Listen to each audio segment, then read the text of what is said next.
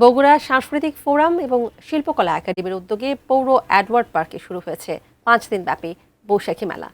সেখান থেকে সরাসরি জানাচ্ছেন উত্তরাঞ্চলীয় ব্যুরো প্রধান চপল সাহা। চপল সাহা, মেলার আয়োজন কেমন দেখছেন আজ দ্বিতীয় দিনে?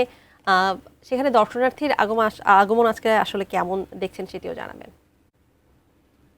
হ্যাঁ, তানিয়া, আসলে আপনি আমাকে যেভাবে বলছিলেন আমি একটু বিস্তারিত জানাতে চাচ্ছিলাম।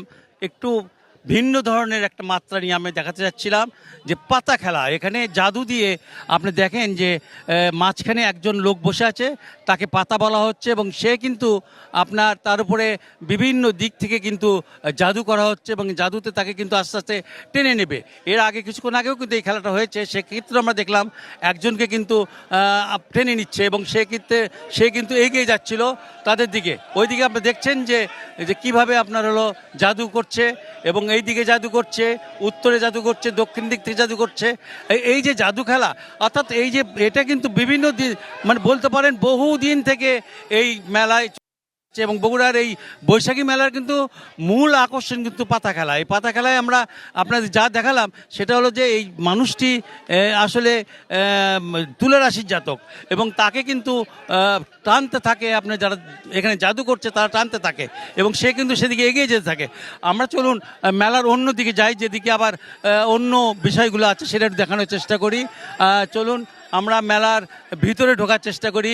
এদিকে আমরা আস্তে আস্তে এগিয়ে যাব মেলার আরেকটু ভিতরে, যেখানে মেলার আমরা অন্যান্য জিনিস দেখাতে পারবো। এখানে দেখতে পাচ্ছেন প্রচুর মানুষ কিন্তু ভিড় করে এই খেলাগুলো দেখছে এবং এটার একটা কিন্তু বিশেষত্ব এইটাই যে এই খেলাটা দেখার জন্য, কারণ যেহেতু লোকস আমাদের এইটা এবং যদিও জাদুর খেলা, তারপরও কতটুকু বিশ্বাসযোগ্য আমি জানি না, তবে বলতে পারি যে মানুষ বিশ্বাস করে এই জাদুর খেলা এবং তারা কিন্তু দেখতে আসে।